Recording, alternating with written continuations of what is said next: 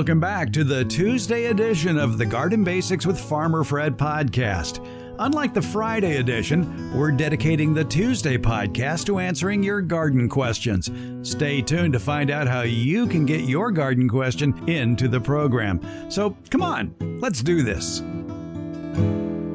We like to answer your garden questions here on the Garden Basics podcast. A lot of ways for you to get in to ask us these questions. You can leave an audio question without making a phone call via SpeakPipe. Just go to speakpipe.com/gardenbasics and yell at your computer. Call us or text us the question at 916-292-8964. You can fill out the contact box and ask the question at our homepage, gardenbasics.net. And email, sure, why not, fred@farmerfred.com. You can get your questions in. That's exactly what Ben did. He lives in North Texas, Zone 8B, Ben says. I have a variety of grow bags and containers, and I sift my soil and compost very finely.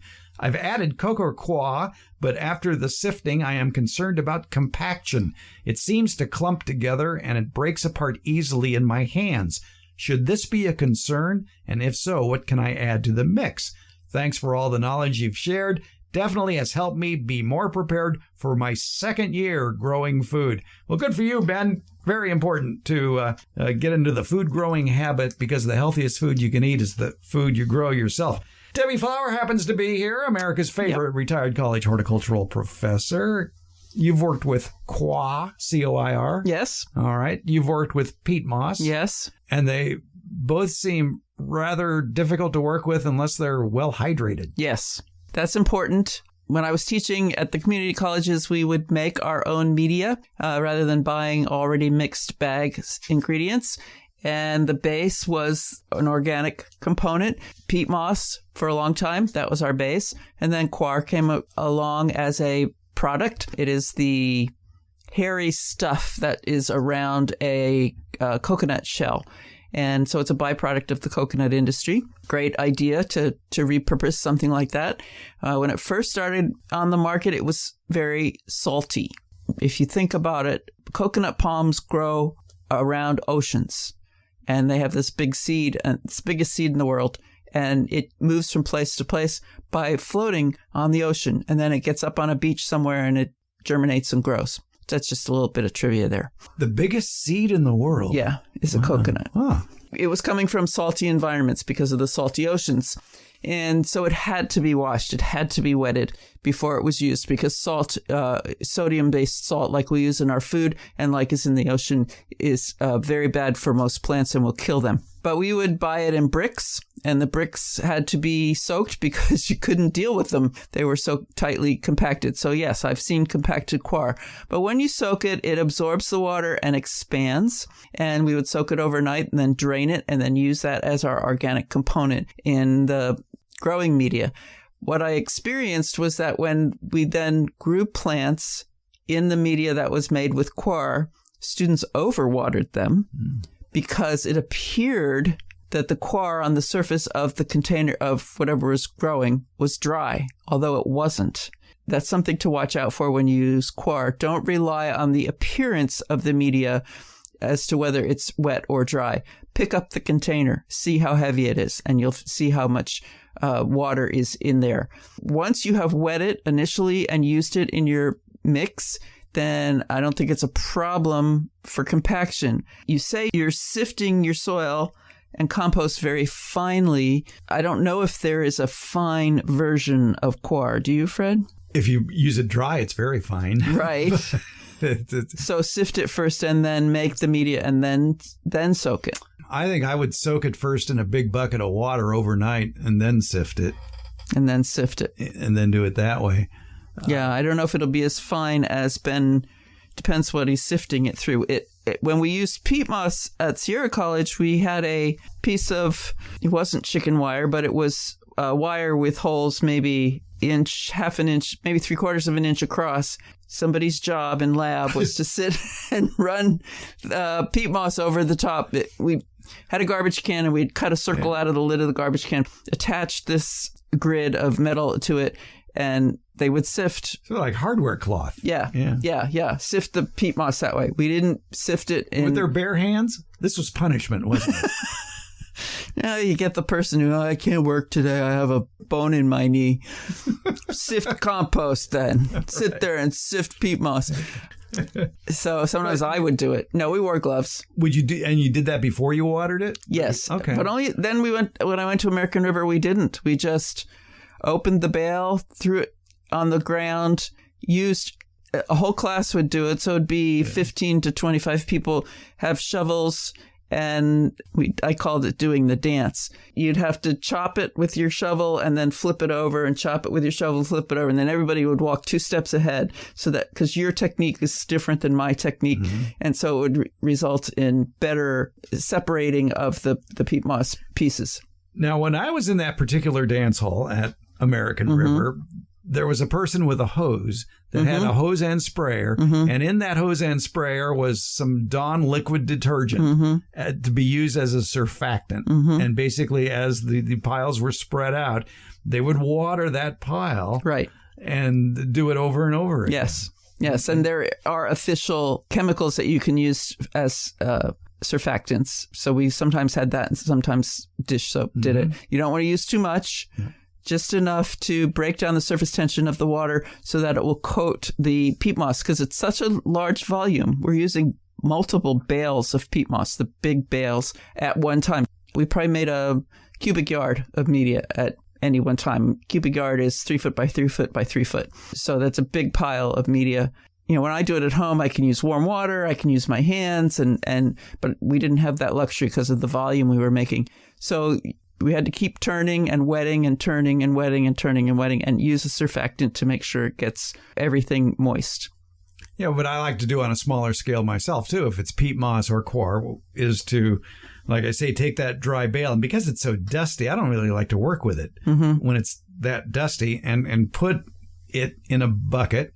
I'd only fill up maybe a quarter of the bucket and then put water until the water topped that existing peat moss or coir that's in the bucket, and then put another quarter's worth of peat moss or coir in there and add more water and sort of layer it in that way until the bucket was full and it was topped with a couple of inches of water. And like I say, walk away, come back tomorrow, and it will be soaked, but then you have to wring it out. And the way to do that is to dump it from that solid bucket into a large planting pot, a 15-gallon, 10-gallon pot, and let it drain for a couple of hours or so. And then you have some really nice, moist, thoroughly moist media. But like you always talk about, too, is get in there with your hands and mix it up. Right. To move it around, because there's always some dry spots. Yes.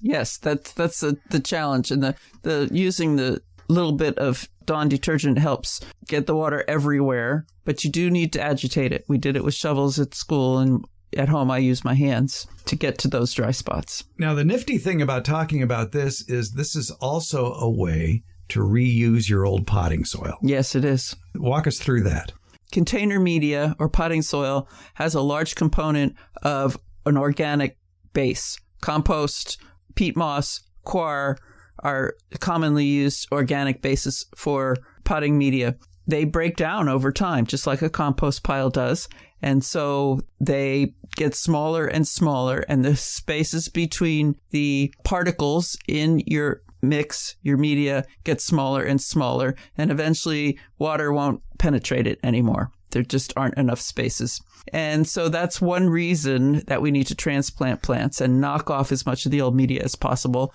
And I collect that. The other reason is you grew too many plants and you let some of them die and you just have leftover media, or they died of their own volition, much to your sadness. Those I'd be careful of. You want to make sure that the death was due to maybe neglect. They just dried out, or something not due to a fungal or bacterial disease that would be transmitted with the media. Those I'd throw out. So I collect old media and I put it in a container, and then I revitalize it. And to revitalize it, you typically need to add some more of the organic component. So that would be the peat moss, the compost, the coir, and maybe some of the rock component. If I've used vermiculite as one of the rock components, that can compress over time. If I've used perlite, it can break up over time, and I'll need to replace some of the rock component. And then you go through the same process of wetting and turning, and then you reuse it. Pumice is my favorite rock component. Pumice is produced by volcanoes. Actually, it comes in different sizes, and you can buy it in a horticultural version at your local nursery. And it's heavy, so if you have it shipped, you're going to have to pay a lot of shipping. But it holds up better over time in container media as the rock component of that container media. So it creates good, open pore spaces for water and air to travel through. You have healthy roots. It is physically heavy, as I said. When we used it at school, the students complained that their pots weighed too much. And your defense was, well, it won't blow over in the wind that way. Right. But it worked very well for its job of opening up the media. So that is something I like. I always keep a little perlite and vermiculite around, particularly for seed mixes and seed starting mixes. Pumice is too heavy. You start a seed in a pumice mix, and the little plant probably can't push its way out.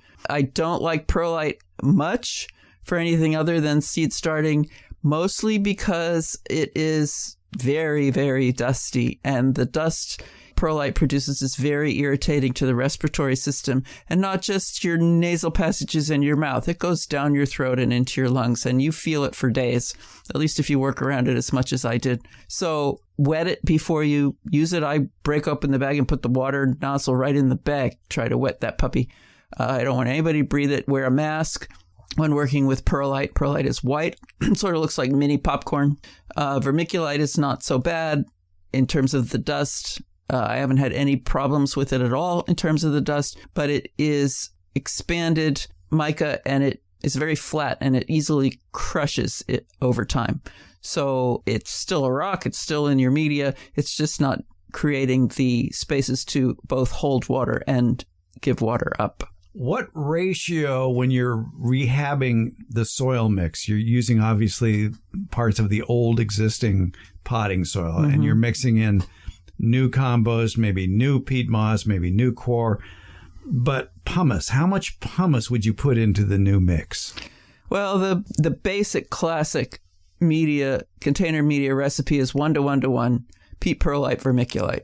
And at the point, if it's been heavily used, you've had a plant in there for 6 months or something, then I would consider the used potting mix to be the organic component, the peat component. Then the other 2/3 or maybe half, it depends what I'm growing as well. How much water does that plant need? Am I going to put succulents in here? Then I'll go heavy on the pumice. Okay. Am I going to grow zinnias in a pot in this? Then I would probably go lighter on the pumice. I might just do 1/3 pumice. And maybe I'll do 1/3 pumice, 1/3 vermiculite, and 1/3 of the used potting mix. The reason the vermiculite is good with plants that need a steady supply of moisture is the water gets trapped inside the ins and outs of the structure of the vermiculite. So you wouldn't use vermiculite, or maybe you would use vermiculite if you're doing succulents. If you buy a succulent mix, it wouldn't have vermiculite in it. Okay. You could. It's going to hold some moisture. That's all. Yeah. So you just want to be heavy on the pumice. And so you would use more pumice for succulents? Yes, example. Because they need excellent drainage. And the pumice is bigger, and it creates more open airspace, and that's what they need. All right. So basically that's the way to go. And water is your best friend, Ben, as far as stopping the clumping and the difficulty working with it. It's a lot easier to work with both peat moss and coir when they have water thoroughly mixed into it. And as you say, Debbie, you got to get in there with your hands to mix it up to make sure that all parts are wet. Introduce a rock component to create openings in your media. You shouldn't have compaction after those techniques. And finally, here's Debbie's tip for removing all that junk that's in your fingernails now after doing that. Wash your hair. Oh, okay. And that'll remove the dirt under your fingernails. Okay. Yes. All right, good. All right, there you go. I mean, I use a nail brush and everything, but washing your hair does it the best. We have tips for everything in life here at the Garden Basics Podcast. Debbie Flower, once again, thanks for showering. Yeah, okay. You and everybody else.